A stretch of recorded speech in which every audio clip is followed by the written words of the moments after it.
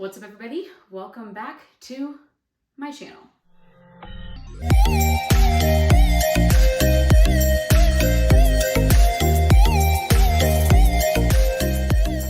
So today I'm going to be talking all about body recomposition, common misconceptions about it, what it even is, how to go about it, all of the good stuff. First and foremost, what even is composition? Body composition simply is the amount of fat you have in comparison to the amount of muscle you have. So body fat percentage in comparison to muscle mass.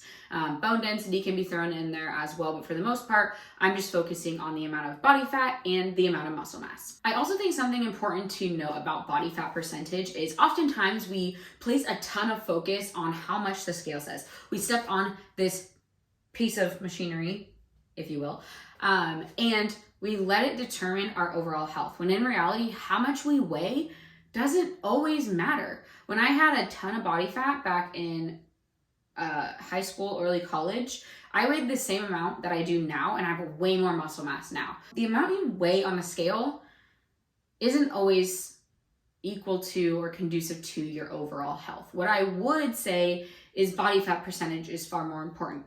Now that we kind of know what body composition is, what is a body recomposition? Essentially, this is where we are gaining more muscle and losing more body fat.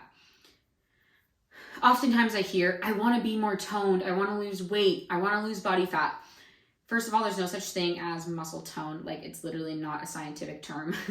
Muscle tone ultimately just means more muscle. There's no way to have tone muscle and like not tone muscle. It's just the more muscle you have, the more it shows. And essentially also when people gain muscle, typically they're in a surplus, which leads to more fat increase just naturally. Not necessarily a bad thing, because later on we can go into a deficit, which in turn takes away more of that fat to reveal more of your muscle, which I'm going to get into more of that here shortly. I just kind of like to go off on tangents apparently. But the most common misconception I hear within a body recomposition phase is that it's just one phase. You know, you go onto a site and this macro calculator tells you that you can either have deficit, surplus, or body recomposition macros. It's literally not possible to have specific body recomposition macros, because body recomposition is not just one phase. It is very, very highly unlikely that you are going to effectively gain muscle and decrease fat simultaneously at the same exact time, in the same exact period of, in the same exact phase, essentially. What body recomposition is, in fact, is a phase of a deficit, a phase of a reverse diet, into maintenance, into a surplus, back down to maintenance, into a cut. It's phases of cutting to bulking to cutting to bulking, essentially, as if we're really breaking it down. It's not, you can't cut and bulk at the same time. It's not possible. Let's break down each of these phases. With a cut, you are in a caloric deficit. The goal in a caloric deficit is to lose body fat. It is not to gain muscle. If you have the goal to lose body fat and gain muscle at the same time, you have to decide which is more important to you at that given moment. If you are in kind of an unhealthy body fat percentage, I would highly recommend going into a deficit. If you've been in a deficit for a while and you aren't seeing any results, it could be that you aren't adherent and you need to go into more of a maintenance bulking phase. So what a caloric deficit basically is, a cutting phase, is eating less than you are burning. There's a couple ways to go about this and a couple ways to progress a deficit. The first way is eating less food. So you're continuing to decrease food over time. Most likely your expenditure is staying roughly the same. So you're not burning more calories, you're just eating less calories. The other option is burning more calories and keeping food a little higher. So you just have a higher expenditure. But those are the couple ways. You can do both. When I'm taking somebody through a cut, I typically don't like to increase expenditure and decrease food at the same time. I'll go through phases of it. If we maybe get to a point where like, I don't really want to drop food anymore, it may be a little bit harder to stay adherent, then we're going to increase activity. So that is a caloric deficit. I also mentioned a reverse diet. So what is a reverse diet? Essentially, it's slowly increasing food to get back up to maintenance, to get up into even a surplus after you've been in a deficit. It's done slowly in a reverse diet to reduce the risk of gaining a ton of body fat. Because when you go straight from a deficit, say you're at 1,500 calories in a caloric deficit, and then all of a sudden you're like, I'm gonna go back up to my maintenance, so it's just 2,200 calories. First and foremost, it's going to be very uncomfortable to increase 700 calories all at once. Your body's gonna be like, what the hell are you doing? And it's probably not gonna respond super well. You're gonna feel bloated, you're just gonna feel yucky. And so by doing it slowly, we're also reducing the risk of gaining a ton of body fat and not feeling uncomfortable. So reverse diets are definitely good to do periodically. Maintenance phase, that's essentially where you're equal. You're eating as much as you're burning. Oftentimes people wonder if they can keep cardio in this phase. Absolutely. Like, cardio is good for cardiovascular health, for heart health. So I always recommend keeping cardio in no matter what phase you're in. It just means we do have to increase food a little more. And then we have a surplus or a bulking phase. That is where you are eating more than you are burning. A surplus is not 1,900 calories. I'll put that out there. Like, some people are like, I've been at 1,700 calories. I feel like I'm eating a ton. I'm bulking. No, you're not. You're not bulking, because you're burning more than 1,700 calories a day unless you're literally sitting on the couch all day. But more than likely, if you are bulking, you're also exercising, in which case you're going to need 2,200, 2,300, 2,400 or more calories. Like, my bulking phase is probably 2,600 calories. I love it because I love to eat. But a bulking phase is where you are eating more than you are burning. The whole point of a body recomposition is essentially to preserve muscle mass, because we want to show more muscle mass. So you're going through phases of fat loss into muscle gain. The cool part about this as well, going into bulking phases or maintenance phases and that kind of thing, taking breaks away from deficit, is that you can gain more muscle. The more muscle mass you have, the higher your resting metabolic rate is. Your resting metabolic rate is essentially the calories you are burning at rest. The more muscle mass you have, the more calories you're burning throughout the day, which is really, really cool.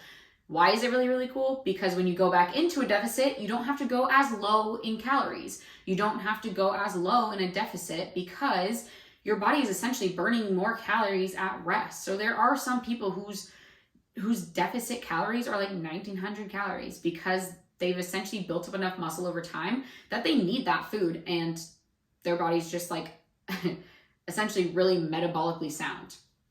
Another great part about keeping calories higher in a deficit, so once you've gone through multiple phases of gaining, of bulking, cutting, is that you've maintained muscle mass.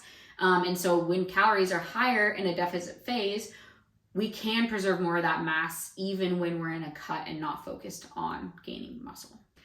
So that's kind of more information on a body recomposition phase. Again, I cannot emphasize enough. There's no such thing as body recomposition macros.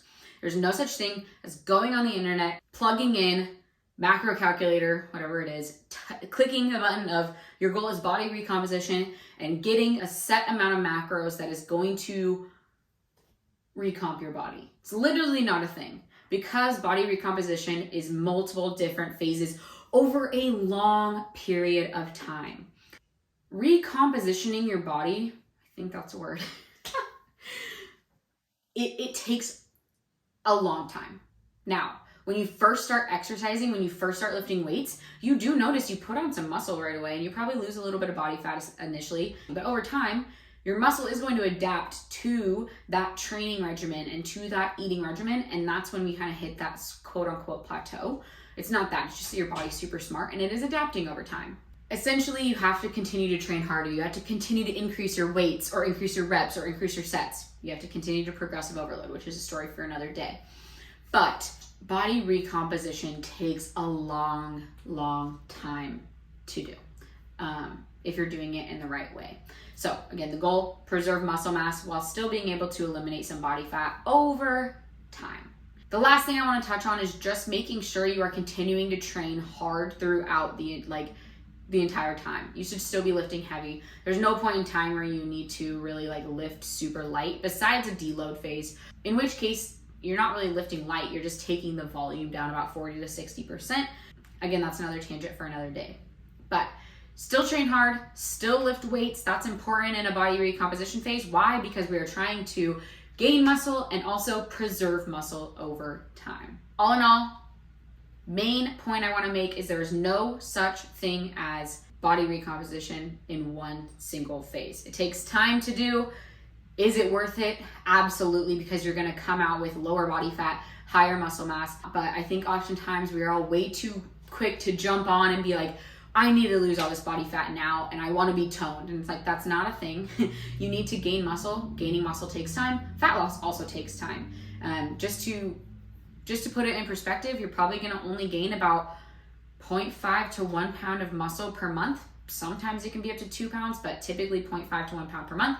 And same thing for body fat loss. You're probably only going to lose about 0.5 to 1% body fat per month. It takes time, which is why we have to go through multiple phases.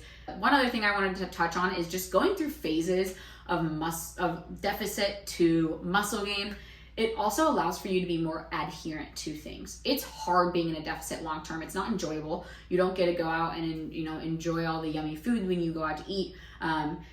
You can go out to eat during a deficit, but it's just not necessarily as enjoyable. You're eating less calories, your mood is swinging, you don't have as much energy in the gym, but you do lose fat. So there is a give and take there. Then you get a break and you do get to eat more food. You get to have the enjoyable things. And then eventually you're like, okay, I'm mentally ready to get back into a deficit. So these phases just allow for you mentally to be more adherent over time. So that was the last thing I wanted to touch on. I hope this was helpful. If it was, make sure to give this video a thumbs up, make sure to subscribe, and comment below anything else you would like to hear. But I appreciate it, and I'll see you next time.